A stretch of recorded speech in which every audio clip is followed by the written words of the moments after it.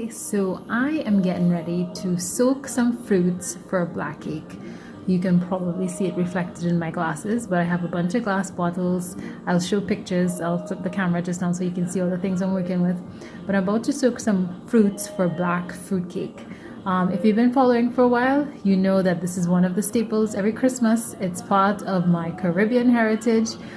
It's the most delicious cake and dessert. It takes a long time to make just because the fruits are soaking for 1 year.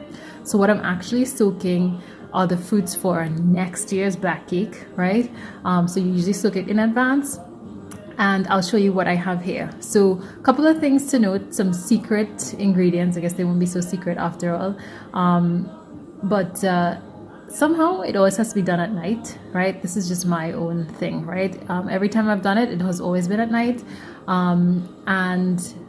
Maybe you need to be listening to a little parang music. If you don't know what parang is, ask me later while you're soaking it. So I'm going to flip the camera so you can see what goes into it. And then I'll try to mount it so that you can see me actually putting it together. But before I do that, the science behind what we're doing with soaking and setting the fruits is really osmosis, right? So we put the fruits into the jar, we're adding alcohol to it, right? And there's a mix of rums and things that go into it, and essentially we're getting that alcohol to permeate or go through the semi-permeable membrane in the fruit and create a unified solution. So by the time it's done soaking for a year, everything has taken on a unique flavor, which is a combination of all of the flavors of the fruit that are in it, right? Yeah, I hope that made sense to you. But essentially it's osmosis, and the longer it soaks, the better it is. If you can smell the fruit right now, they all smell great, but by the time they're done soaking, it's going to be a completely different smell. So let me flip the camera around and then I'll mount it so that you could see me actually doing this. All right. So let's see, how do I flip the camera? Right, so here are the fruit. We have some currants, which are very different than raisins, but currants. They usually have a little pit in the middle, but nothing serious. By the time it all grinds up, you don't even know. So these are currants. Then we have some dark raisins, right? Then we have some prunes. These are all pitted, so there are no seeds inside of the prunes. Then we have some golden raisins, right?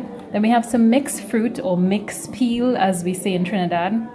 And it really is candied fruit peels. Might sound gross, but they're actually very delicious. They actually are what goes into sweetbreads and things like that.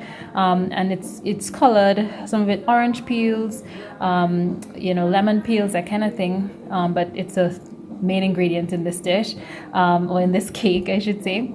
And then we have some cherries, right? I have some cherries here that are already soaking in a little bit of alcohol, but cherries. So those are the fruits that will go in, and this is just a portion. These are the 2 jars that I'm going to fill.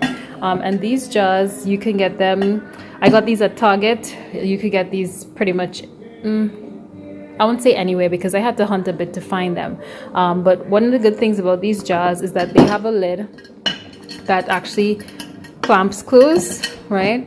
And then they also come with gaskets. So these gaskets will lock in all that goodness so that nothing escapes, and our experiment or osmosis reaction could take place in a closed environment.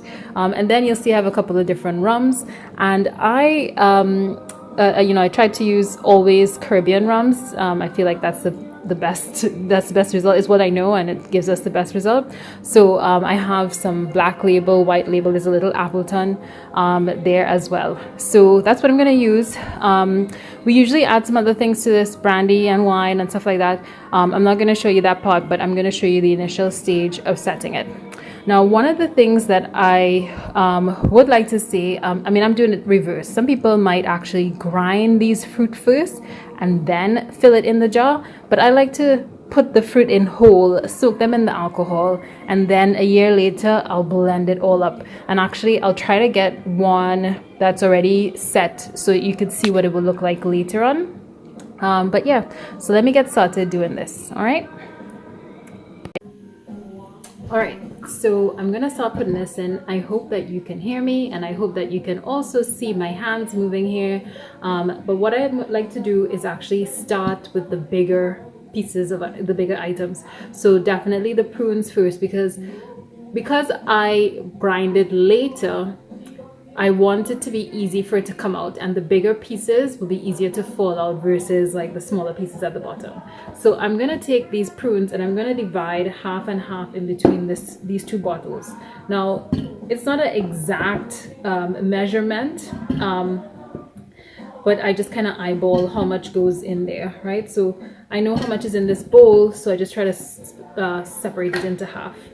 And of course my counter is clean, so I just fill all of that back in there. But yeah, I'm just gonna put half in there.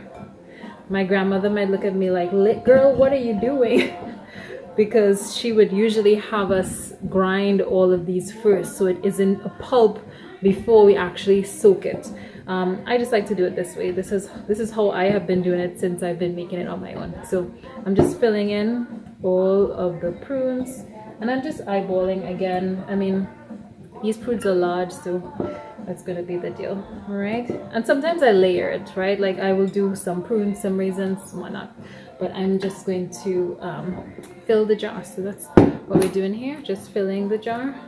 And I'm just going to use my hands because it's going to be easier than trying to do it with this spoon that's kind of small. And fill in these prunes. Now, one of the things you'll get to know about me is that I'm not afraid of making messes. This is just part of the equation, okay? This is what happens. This is probably why I don't do a lot of these videos. All right, I'll stop talking and I'll just fill these raisins, all right? So this is about 2 pounds of raisins here, and my bottles are pretty big, but this is gonna make a lot of black cake. I have a third bottle to fill, so this is only a portion of the fruit that I have here, but I just wanted to kind of show you guys how it's done in case somebody wants to try it, or maybe some Chinese just looking for, you know, to see how other people do theirs. So this is how I set my fruit. And again, this is not going to be used this year. This is all going to be used for next year, Christmas. So this is going to sit. Osmosis is going to take place. Maybe a little bit of fermentation too. And this is going to be in there. All right. So once that's all in there, then I'm going to add in my raisins. This is a darker raisins. And I'm just going to put 1 bowl into 1 bottle. Again, I hope I'm not acting up or activating anybody's OCD with all these raisins falling, but this is par for the course. Alright, so I'm gonna stop the video here, but I'll come back. Alright, so now I'm gonna add the alcohol. And again, I don't really measure how much goes into here. One of the reasons, well, it doesn't matter.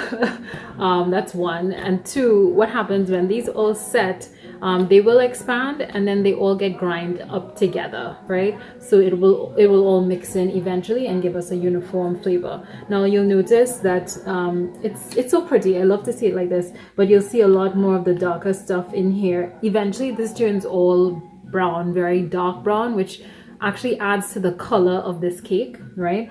So we have the prunes, we have the golden raisins, we have dark raisins, we have currants, cherries, and the mixed fruit. And so what I like to do is mix white and dark rum in here when I'm soaking it. You'll also see there's a little bit of liquor from the cherries and stuff in here as well, the ones that I had soaking before. So I'm just gonna fill it in. I'm gonna do one to show you, and then I'll finish the rest on camera because I have a couple more bottles to make. All right, so I have 1 cup of dark rum, and so I add that in there. And again, osmosis. It's going to soak through these fruits. These fruits are going to soak up all of that alcohol, and then it's going to create one uniform flavor, because what's going to happen is the solution is going to actually balance itself out, right? It's going to try to create the equilibrium in the bottle. So once the alcohol is soaked through each one of these fruits, they're going to burst essentially, or expand, and what's left over is going to spill over into everything else, and then everything over time has the same flavor.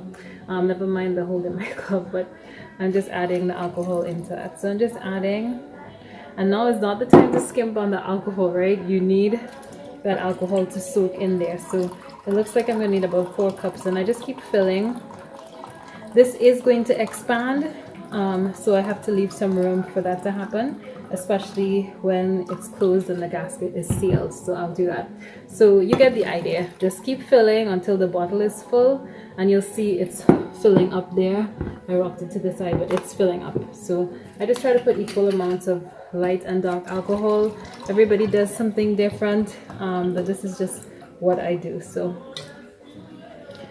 that's going in there, and you'll notice it just is filling in the spaces. Looks like I'm gonna need just 1 more cup, so I'm gonna just mix half white and half dark. All right. Oh, and I forgot I had some Ray and Nephew dates that I could also add. So.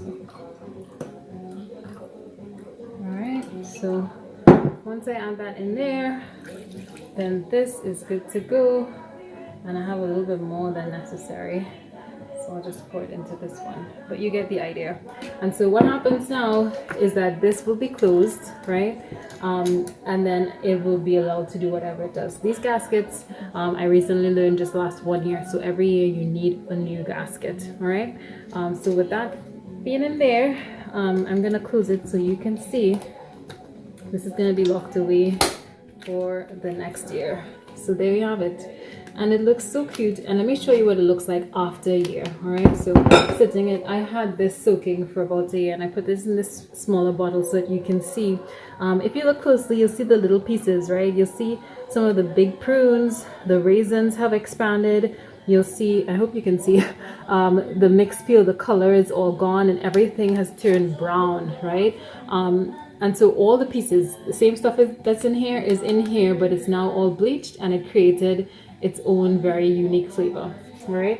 And then what happens is that is then blended, pureed, and it turns into this, right? So of course this can't be traditional or like West Indian if you're not using a reused coffee bottle or one of those jars, right? I love these jars for it because this actually is the perfect size for 1 batch of cake. But you'll see it's all blended in here, so you can barely tell what is what, right? There's still some chunks, but nothing to where you're biting on a whole raisin, right? And so it turns uniformly brown, and that actually adds to the color of the cake. All right, well, I hope you found this interesting and useful. I'm going to finish all these, probably add a photo of when it's done, so that you'll see. All right, thanks, bye.